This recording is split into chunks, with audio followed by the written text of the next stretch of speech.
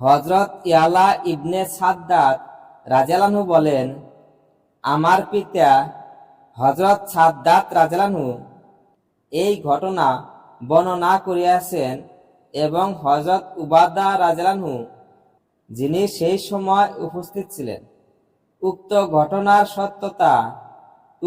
ঘটনার সত্যতা স্বীকার করিয়াছেন যে একবার আমরা নবী করিম সাল্লাল্লাহু আলাইহি সাল্লামের খেদমতে উপস্থিত ছিলাম।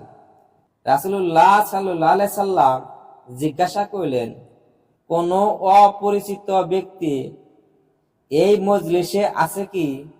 আমরা বলিলাম, কেহ নাই। তিনি ইরশাদ করিলেন, দরজা বন্ধ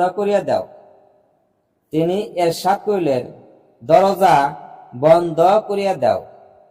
অতঃপর ইরশাদ করিলেন, হাত উঠাও এবং বলো, লা ইলাহা ইল্লাল্লাহ।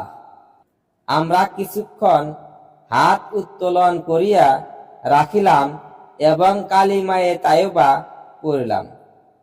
রাসূলুল্লাহ সাল্লাল্লাহু আলাইহি সাল্লাম নিজ হাত নামাইলেন এবং বলিলেন, আলহামদুলিল্লাহ, আলহামদুলিল্লাহ।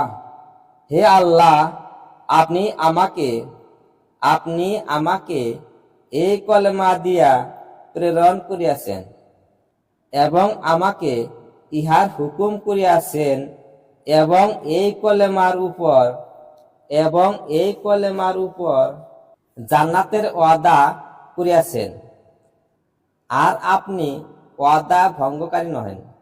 অতঃপর রাসূলুল্লাহ সাল্লাল্লাহু আলাইহি সাল্লাম আমাদেরকে বলিলেন, আনন্দিত হও, আল্লাহ তাআলা তোমাদেরকে ক্ষমা করিয়া দিয়েছেন।